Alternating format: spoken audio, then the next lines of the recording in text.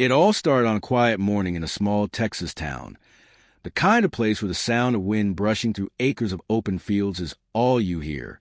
But that peace didn't last long, because one envelope, one bold gold-lettered notice, was about to turn that peace into a war.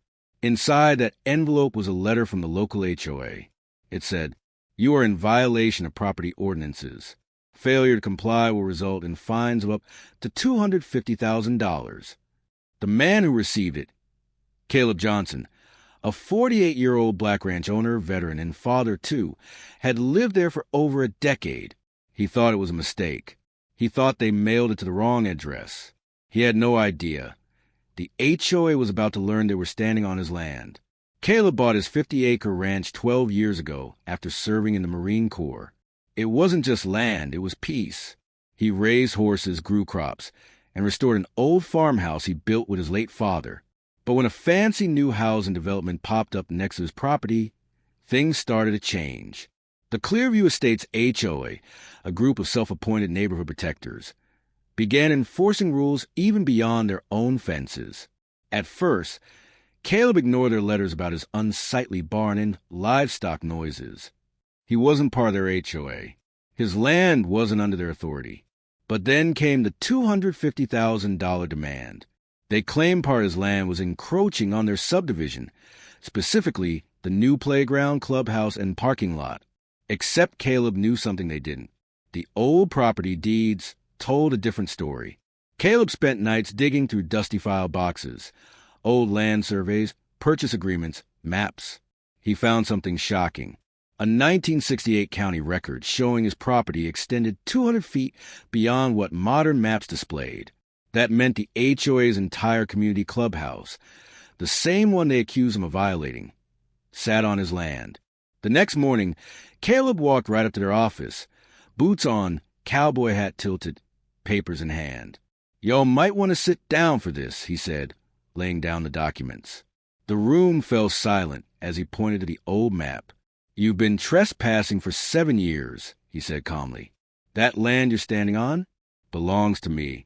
But instead of apologizing, the HOA president, a sharp-tongued woman named Linda Farrow, laughed. "Mr. Johnson, you can't intimidate us with old paperwork. Our lawyers will handle this." Caleb simply smiled. "Good. Mine too." Weeks turned into months. Lawyers exchanged letters. HOA meetings turned heated. Neighbors whispered when Caleb drove by. Some called him stubborn.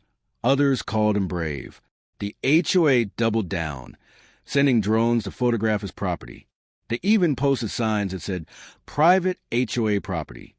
One night, Caleb found a note on his gate that read, "Sell your land and move out before we take it." That's where he decided enough was enough. He hired a land surveyor, a historian, and a legal team that specialized in eminent domain and land restoration. Together, they built a case so solid even the HOA's lawyers began to sweat. When the county judge saw the evidence, he ordered a temporary freeze on all HOA activities on the disputed land. Linda tried to smile it off, but everyone could see the panic behind her eyes. A public hearing was scheduled. The town hall was packed. HOA members sat on one side, arms folded, faces stiff. Caleb sat alone on the other, a single man facing a dozen. But he had something they didn't: the truth. When it was his turn, he stood up, his voice calm and steady. "My daddy taught me 2 things. Don't take what's not yours and always stand your ground. I'm just here to make sure y'all do the same." He laid out the 1968 deed, the satellite photos, the survey reports. The county assessor confirmed it right there, under oath. Every inch of the HOA clubhouse, pool, and playground, all of it, was built on Caleb Johnson's land. The crowd gasped. Linda's smile vanished. The judge looked over the room and said, "This court finds that Mr. Johnson is the rightful owner of the disputed property. The HOA has been unlawfully occupying his land."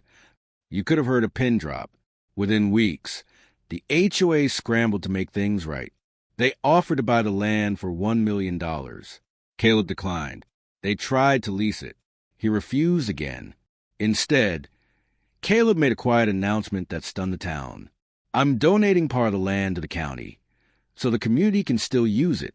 But the HOA, they'll never own it. People cheered. Even some HOA members turned against their own board. And when the county later discovered that Caleb's private solar array powered half the neighborhood streetlights, the narrative flipped completely. All this time, while the HOA tried to take him down, his system was lighting their streets for free. That night, Linda drove past the glowing streetlights, realizing each one was powered by the man she tried to destroy. Months later, Caleb stood on his porch watching the sunset over his ranch. The windmill turned slowly in the distance, the solar panels glinting in the light. His daughter asked, "Daddy, are you glad it's over?" He smiled. "Sweetheart, it's not over. It's just proof. You don't need power to fight back. Just truth and a little patience." The HOA was eventually dissolved, and a new community association was formed, one led by residents who believed in fairness, respect, and neighborly peace. As the credits of life rolled on, people in that Texas town told the story of one black rancher who refused to bow, and how his light kept shining, even when others tried to turn it off. Never underestimate a quiet man with truth on his side, because sometimes the very people trying to take your light are standing in the glow of it,